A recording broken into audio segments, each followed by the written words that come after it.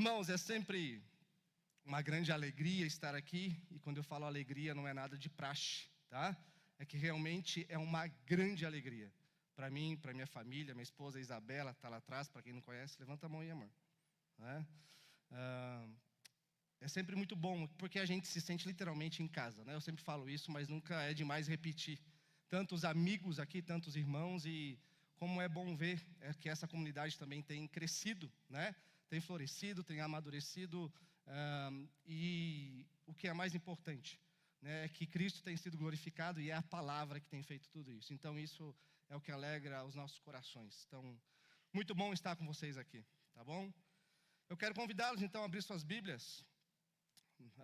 Evangelho de Lucas, capítulo 12. Abrir a sua Bíblia ou acessar a sua Bíblia, né? Eu vou acessar a minha aqui. Lucas 12, a partir do versículo 13.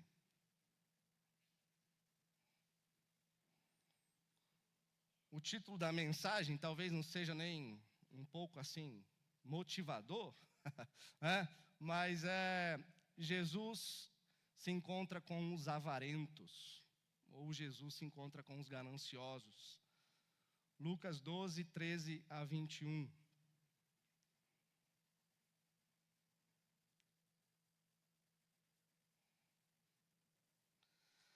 Então diz assim: nesse ponto, um homem que estava no meio da multidão disse a Jesus: Mestre, diga a meu irmão que reparta comigo a herança. Mas Jesus lhe respondeu: Homem, quem me nomeou juiz ou repartidor entre vocês? Então lhes recomendou: Tenham cuidado e não se deixem dominar por qualquer tipo de avareza, porque a vida de uma pessoa não consiste na abundância dos bens que ela tem. E Jesus lhes contou ainda uma parábola, dizendo: o campo de um homem rico produzia com abundância. Então ele começou a pensar: que farei? Pois não tenho onde armazenar a minha colheita. Até que disse: já sei, destruirei os meus celeiros, construirei outros maiores, aí armazenarei todo o meu produto e todos os meus bens. Então direi à minha alma: você tem em depósito muitos bens para muitos anos. Descanse, coma, beba e aproveite a vida. Mas Deus lhe disse: louco, esta noite lhe pedirão a sua alma. E o que você tem preparado? Para quem será? Assim é o que ajunta tesouros para si mesmo, mas não é rico para com Deus.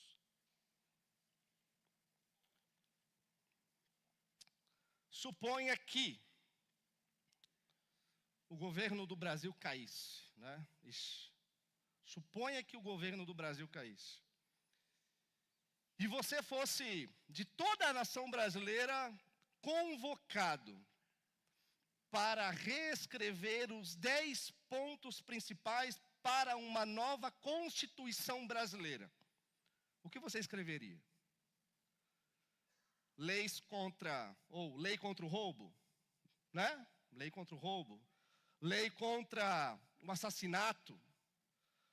Lei para que a propriedade privada seja preservada. Todos de acordo? Né? Quem de nós, talvez, se convocado, escreveria uma lei para honrar pai e mãe? Né? Quem de nós, se convocado, talvez, escreveria uma lei para santificar o dia do Senhor? Ou quem de nós, se convocado, escreveria uma lei contra a ganância? Escreveria uma lei contra a avareza, entre as 10 principais leis.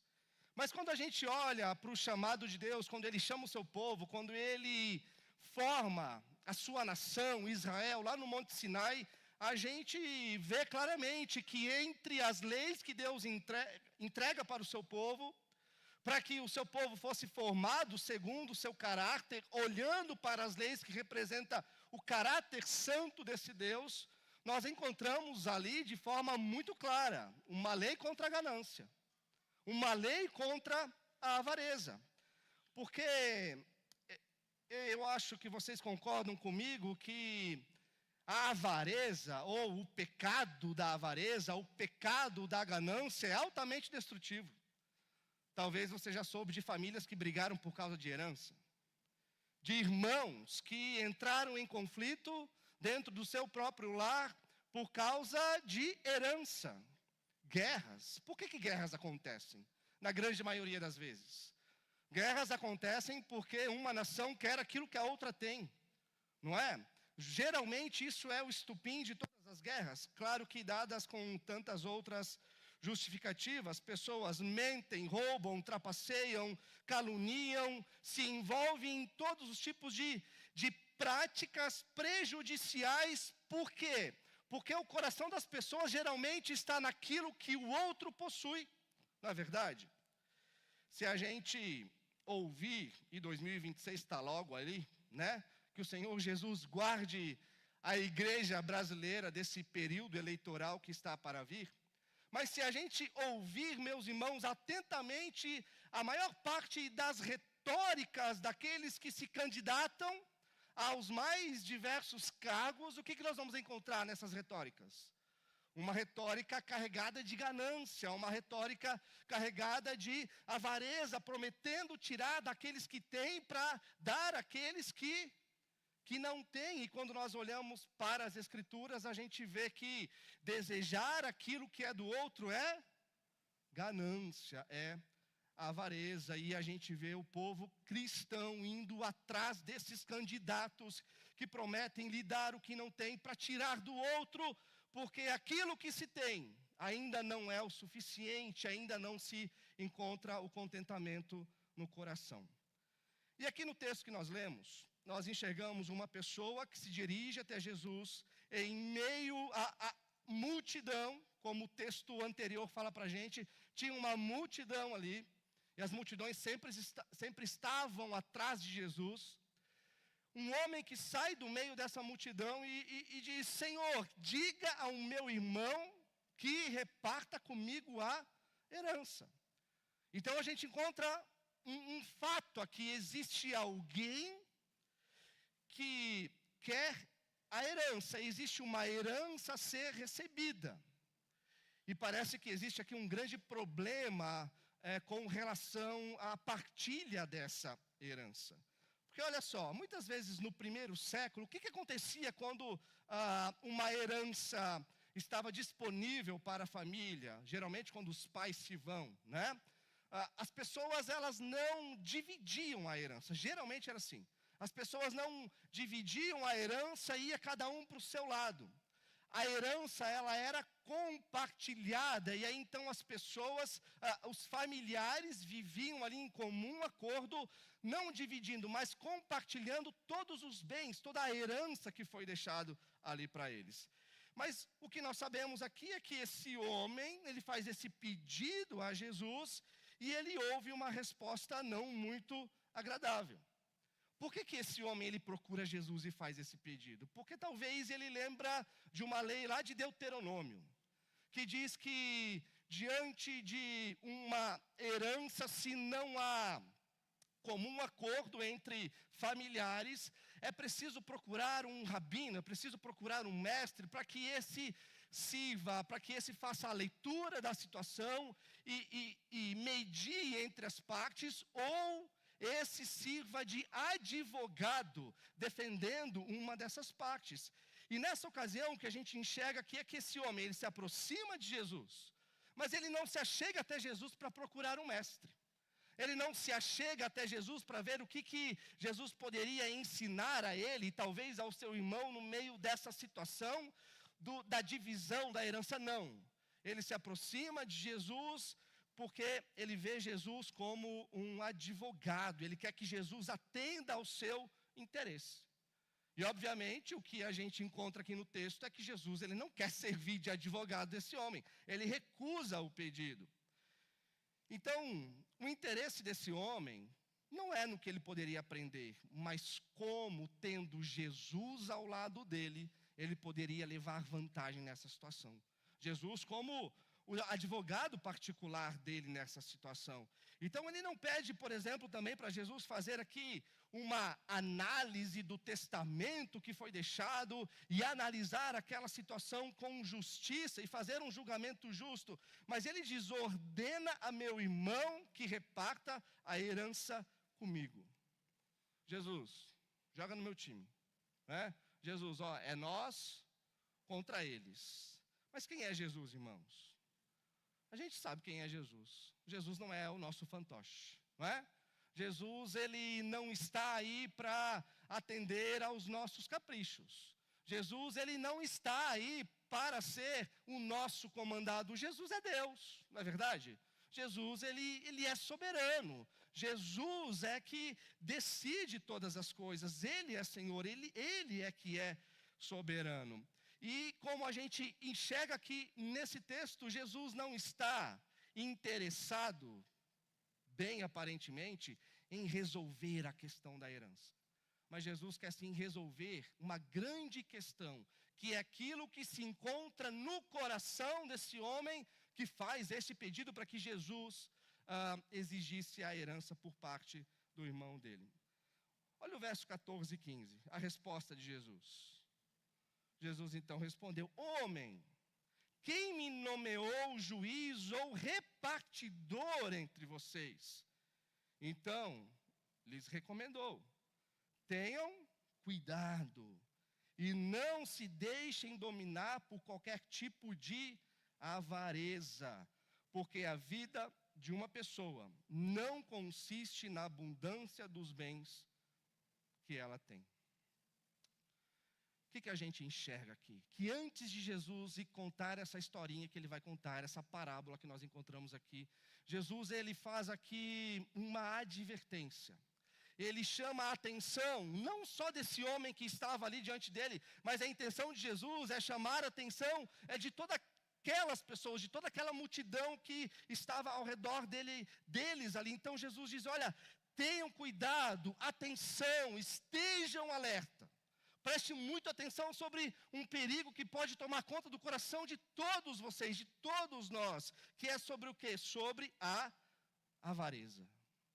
O que é a avareza, meus irmãos? A avareza talvez é um pecado do qual a gente não costuma pensar nela, ou nele. Porque a avareza é um pecado sorrateiro. Algum dia você, talvez em um tempo de oração, você falou: Senhor, eu preciso procurar o irmão tal, porque eu preciso confessar que eu sou avarento. Algum dia você já sentiu a necessidade de procurar alguém para se confessar, porque você se reconhece como um ganancioso? Deixa eu melhorar. Aí talvez você pode levantar a mão. Algum dia alguém já te procurou para confessar que é avarento ou ganancioso? Não, a gente não faz isso. Eu não faço isso, nós não fazemos isso. Por quê? Porque a gente não se acha ganancioso. Por que a gente não se acha ganancioso? Porque a gente sempre olha para aquele que tem muito mais do que a gente, ou para aquele que tem um pouco mais do que a gente? A gente olha para as possibilidades. E sempre o que é possível é o quê? É aquele que tem um pouco mais. Então, o que tem de errado eu querer um pouco mais? O que tem de errado eu querer um pouco mais que fulano ou ciclano tem? E a gente não vê isso como avareza ou ganância. Mas qual que é uma definição, assim, talvez nua e crua de avareza, de ganância? É querer ter mais. Querer ter um pouco mais. A gente já vai ver do que isso é acompanhado. Mas eu tenho certeza que vocês já ouviram, porque eu sei que o pastor Sérgio, ele já usou essa frase. Um dia chegaram para o primeiro milionário dos Estados Unidos, John Rockefeller, e pediram quanto de dinheiro que é necessário para que um homem seja feliz. E o que ele responde? Um pouco mais. Essa é a grande questão, meus irmãos. A gente sempre está nesse um pouco mais. E o desejo de ter sempre um pouco mais. Mas esse pouco mais nunca chega. A gente sempre quer um pouco mais. Então Jesus está alertando para esse homem e dizendo que mais importante do que resolver essa questão jurídica que é apresentado ali diante dele contra o irmão dele, é resolver aquilo que se encontra dentro do coração dele, dentro do coração do irmão dele também, que é a realidade daquilo que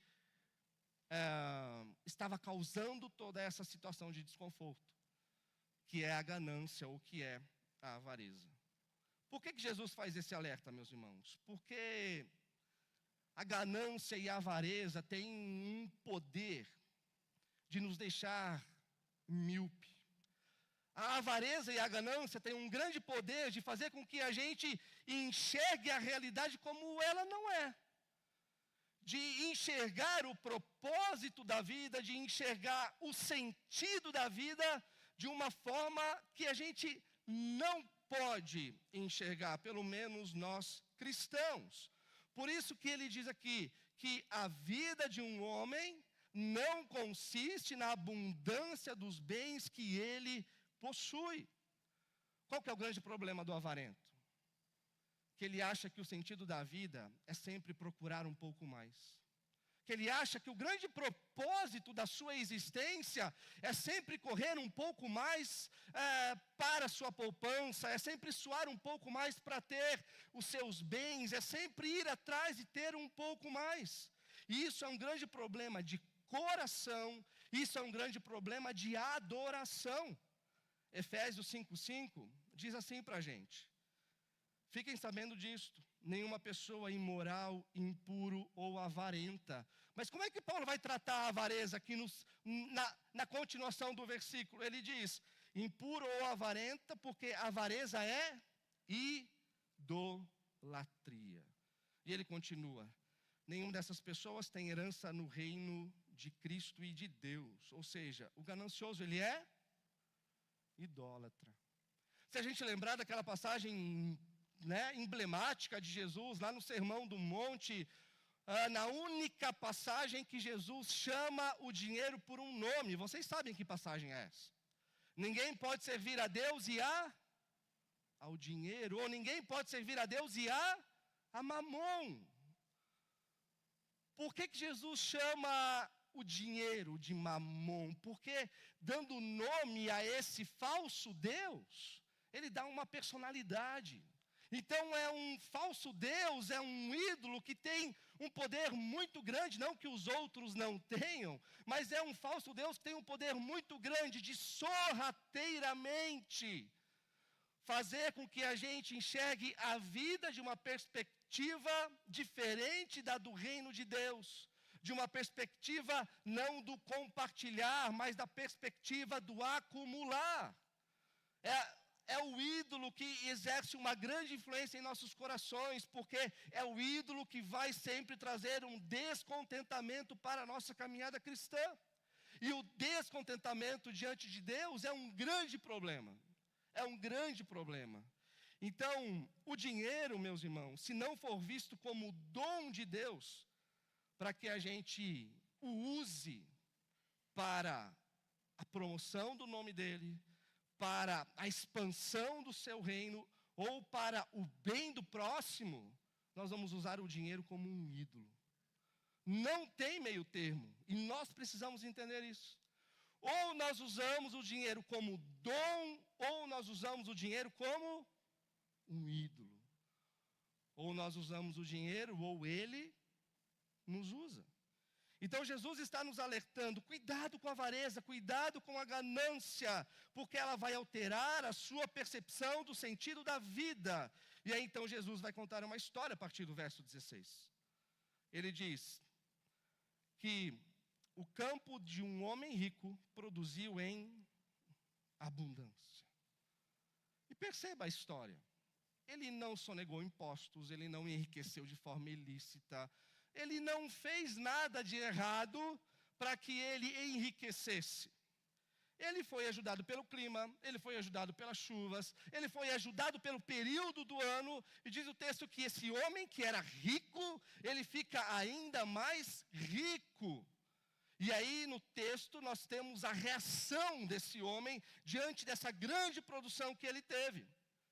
E diante da reação desse homem, Jesus o chama do quê? De temente? De crente, de santo? O que ele diz? Louco, não é isso? Jesus chama esse homem de louco. Jesus chama esse homem de tolo ou de insensato. Agora, olha os versos 17 a 19 comigo. Então, ele começou a pensar, olha o que esse homem pensa. Que farei, pois eu não tenho onde armazenar a minha colheita? Até que disse, já sei. Destruirei os meus celeiros, construirei outros maiores, aí armazenarei todo o meu produto e todos os meus bens. Então eu direi à minha alma, olha só, quem de nós não gostaria de um dia dizer isso aqui, meus irmãos? Você tem em depósito muitos bens para anos. Descanse, coma, beba e aproveite a vida. Percebem? Como que esse homem administra as riquezas que Deus colocou nas mãos dele? Percebe, irmãos, a forma como esse homem ele passa a olhar para tudo aquele esse homem que já era rico e que agora se torna muito mais rico. A forma como esse homem passou a olhar para toda essa riqueza que Deus colocou nas mãos dele. Mas uma grande pergunta é, por que o campo produziu dessa forma? E a gente a gente dá essa resposta, e é a mesma resposta que nós damos muitas vezes para o resultado do nosso trabalho. Eu me esforcei, eu suei, eu corri atrás, eu busquei conhecimento, eu fiz o que precisava ser feito. Mas e aí ele olha para tudo que ele tem como sendo somente dele, para ele. Ele olha para tudo que ele tem agora pensando no que ele vai fazer. Consegue ver? Esse homem ganancioso, avarento, ele olha para a sua existência e ele está tendo uma percepção totalmente distorcida da sua vida. Centrada somente nele. E para que ele quer acumular mais riqueza? Para ofertar mais na igreja? Para ofertar mais para a obra missionária? Para ajudar mais aqueles que estão necessitando? É isso que a gente encontra aqui? Não. Ele acumula para dizer a si mesmo, agora eu vou descansar. Agora eu vou comer, agora eu vou beber, agora eu vou aproveitar a vida. Agora eu estou, aquilo que é o sonho de todos nós, e não tem nada de errado com isso.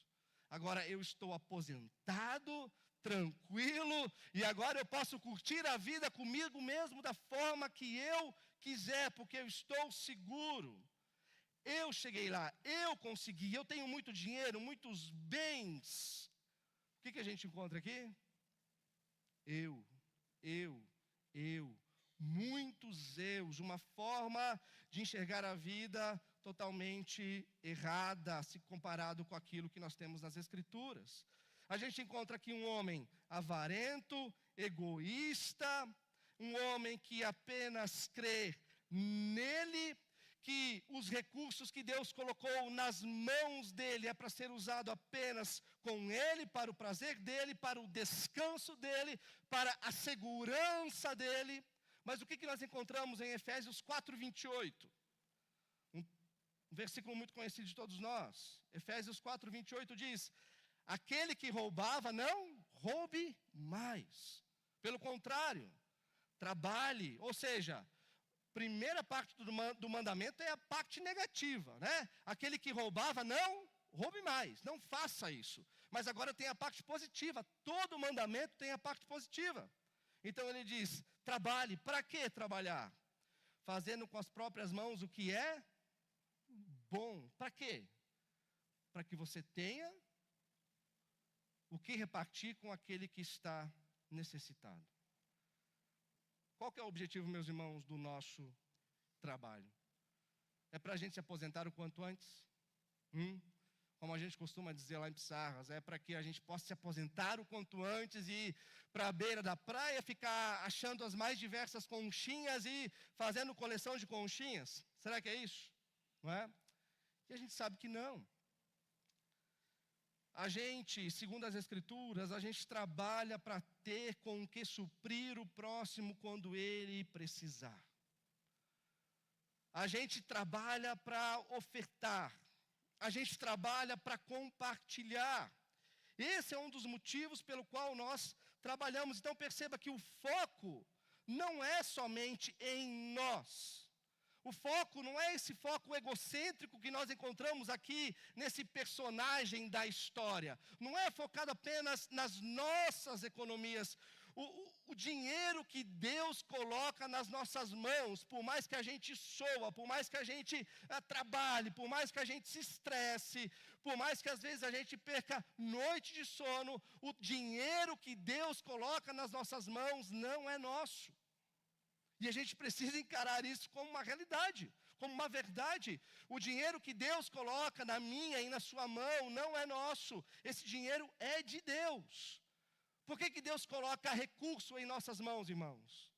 Para que nós sejamos bons mordomos, bons administradores, bons dispenseiros daquilo que Deus nos dá. E como administradores, o que o administrador faz quando ele tem recurso nas suas mãos? Ele sai gastando sem planejamento? Ele sai gastando sem se perguntar no que ele vai gastar, quais são as suas prioridades? Não. Como bons administradores de Deus, nós pegamos os recursos que Deus tem nos dado e a gente pergunta: Senhor, como o Senhor quer que eu administre isso? E pode ter certeza, Deus quer sim que você gaste com a sua família. Deus quer sim que você supra as necessidades da sua família. Deus também quer que você prospere com aquilo que Ele te dá. Mas para que prosperar? Para que você tenha um olhar cada vez mais generoso para com aqueles que estão ao seu redor. Para que você tenha um olhar cada vez mais cheio de generosidade para com a igreja, para a obra missionária, para as necessidades que surgirem ao longo da sua vida, e elas não são poucas, elas são muitas, para que a gente exercendo a generosidade, então o nome de Deus seja glorificado, e o reino de Deus seja visto. Mas a perspectiva desse homem é qual? É centrada apenas nele mesmo. Mas olha, que interessante a forma que Jesus termina a parábola. Porque a parábola, ela termina com o homem falando com ele mesmo, né? Diz assim: direi a mim mesmo, você tem uma grande quantidade de bens armazenados, descanse, porque agora você tem muita segurança para muitos anos, coma, beba, se alegre. Nós encontramos o homem com a última parábola. A última palavra, perdão. Mas quem de fato, meus irmãos, tem a última palavra? Olha o verso 20. Mas Deus lhe disse. Deus lhe disse. Ou seja, a gente pode falar o que a gente quiser, como esse homem da parábola. A gente pode achar o que quiser da nossa existência. A gente pode olhar para os nossos recursos da forma que a gente quiser, com a intenção que a gente quiser, mas a grande questão é que a última palavra ela não é nossa, a última palavra ela é de Deus. E o que Deus fala para esse homem? Louco, insensato, tolo. Essa noite lhe pedirão a sua alma e o que você tem preparado, para quem será? Qual que é o significado de tolo, de louco, de insensato nas Escrituras? É todo aquele que vive a sua vida como se Deus não existisse. É todo aquele que realiza planos, é todo aquele que escreve os seus projetos, é todo aquele que sonha, é todo aquele que descreve os seus caminhos como se ele fosse o soberano da sua própria existência. como se ele realmente definisse o seu futuro. Esse é o louco, é o insensato, é aquele que diz, eu me basto. E não adianta esse chegar para Deus e dizer, Senhor, pegue a minha alma então para ti. Pegue tudo que eu tenho para você, pegue os meus bens. Por que não adianta ele dizer? Por que não adianta a gente dizer isso para Deus? Porque, irmãos, o que nós temos que já não é de Deus? Não é verdade? O que nós temos que já não é de Deus? Ou o que nós temos que Deus necessita? E o que a gente encontra aqui não é que a alma desse homem vai ser requerida daqui a 10 anos. Pense nessa pergunta sendo feita para você essa noite. Não é amanhã que essa pergunta é feita, mas é hoje. Hoje, o que você tem preparado, para quem será? Como dizem, né? Aquela frase que no velório o caminhão de mudança não acompanha, não é verdade? Ninguém leva nada. Então Jesus termina a parábola no verso 21. Assim é o que ajunta tesouros para si mesmo, mas não é rico para com Deus. Então perceba algo aqui. O problema não são as riquezas. O problema não são as riquezas. O problema não é a prosperidade. O problema não é ter em abundância. O problema é ter todas essas coisas, é você ser rico apenas para si mesmo e não ser rico para com Deus. Então nós não podemos esquecer disso, nós somos mordomos de Deus. As riquezas que Deus coloca nas nossas mãos não são nossas, mas são dele. O grande ponto aqui de Jesus, meus irmãos, então é o quê? É o nosso coração. Onde se encontra a nossa confiança? Quando nós buscamos as coisas no dia a dia. E não é errado buscar.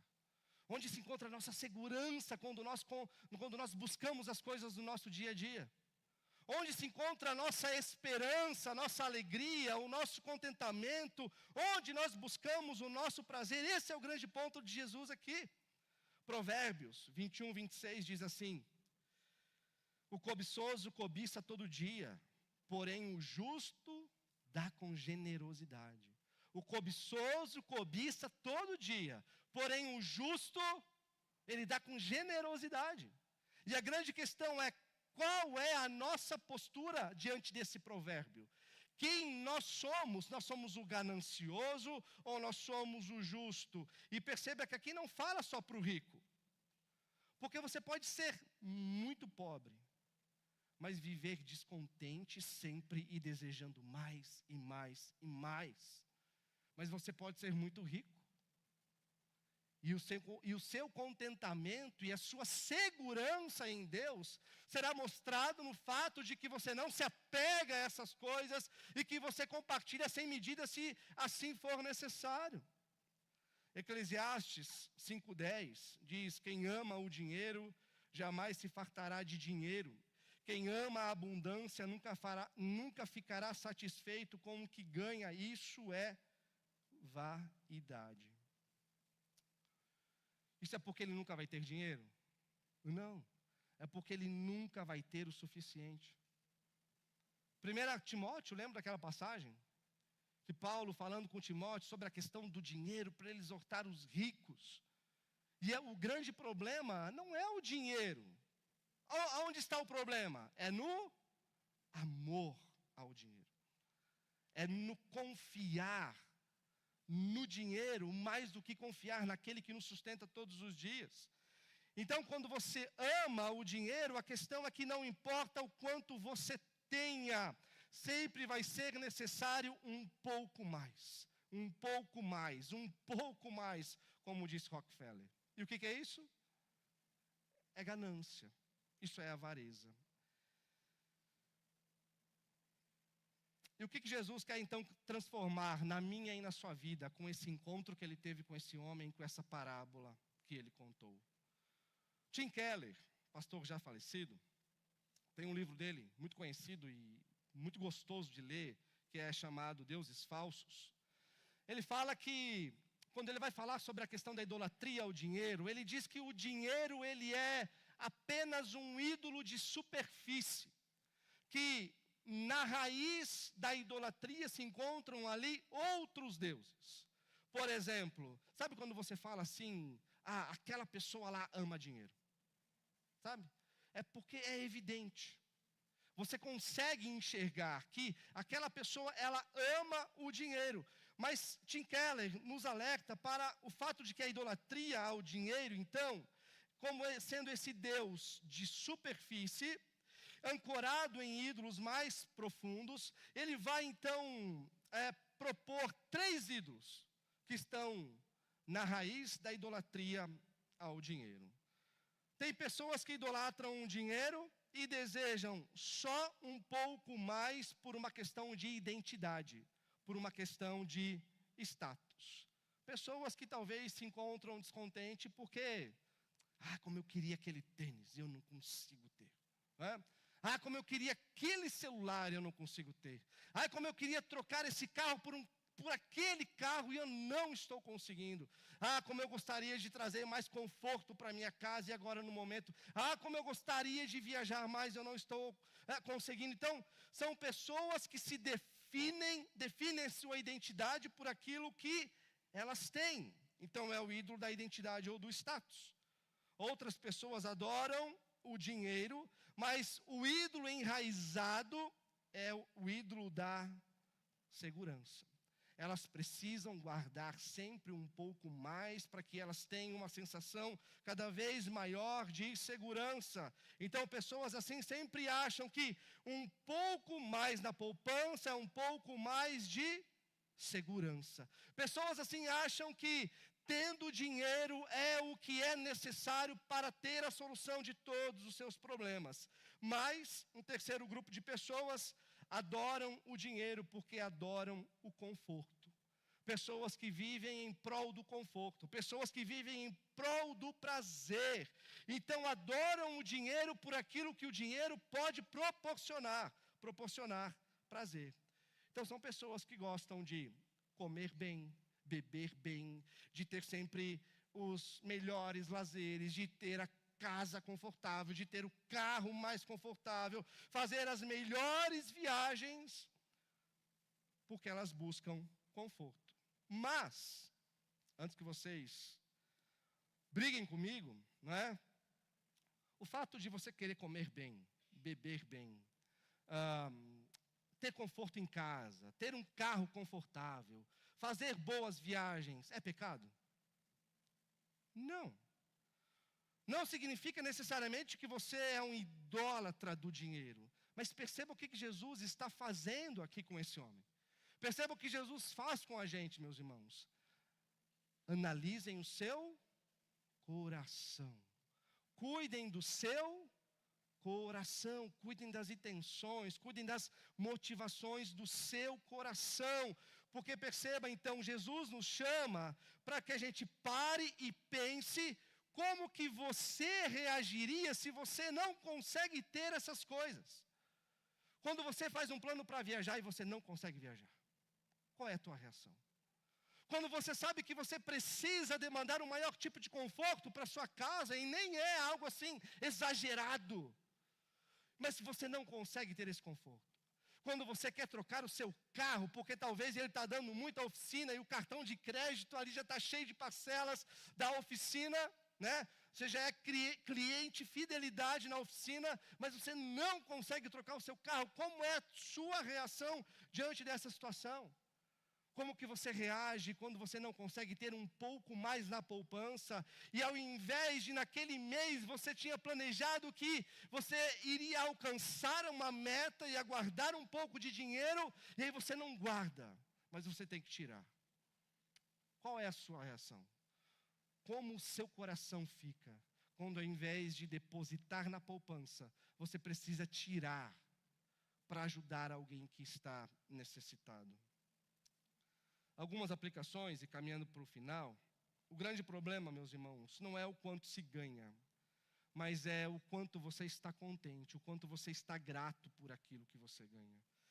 Não que que você não possa, como eu já disse, não que você não possa ir atrás de um salário melhor, não que você não possa ir atrás de um trabalho melhor, mas algo que nós precisamos perceber: qual é a motivação por trás de um ganho maior? Qual é a motivação do nosso coração ir atrás de um emprego melhor, atrás de uma promoção?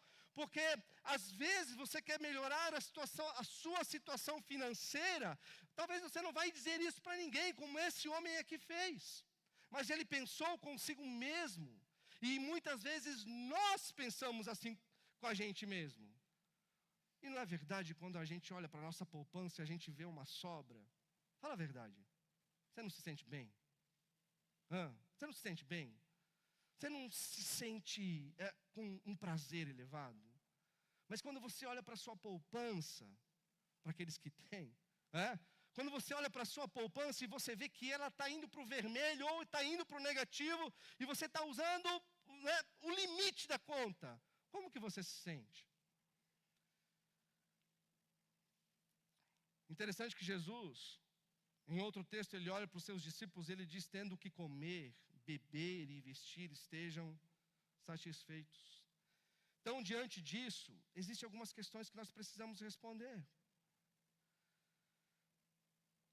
Quanto, meus irmãos, que fica para nós? E quanto que a gente usa para com aqueles que precisam? Quanto que fica para nós? E o quanto que nós utilizamos em prol do reino de Deus? Como nós estamos ensinando as nossas crianças? Porque nas nossas atitudes, no dia a dia, os nossos filhos, as crianças da igreja, talvez nos olham com atitudes egoístas, quando a gente lida com aquilo que nós temos pensando só em nós mesmos. Meus irmãos, se tem uma forma da gente mostrar as prioridades da nossa vida para as crianças, é a forma como nós lidamos com os bens que nós temos. E nós precisamos refletir seriamente sobre isso, porque nós somos cristãos. Como nós reagimos diante das crianças, como quando o ganho não foi aquilo que você esperava naquele mês. É possível reagir com satisfação? Porque quando você reage com satisfação, com contentamento, com alegria, você está revelando que o seu coração não encontra segurança nessas coisas materiais, financeiras, mas que existe um Deus que te cuida e que é o provedor diário da sua casa. Então apresente satisfação diante de Deus e confiança, porque só Ele pode te suprir. Os seus filhos sabem que você é generoso para com o reino de Deus? Ou eles percebem você mais preocupado com a sua própria vida? Então a pergunta também não é: posso me aposentar?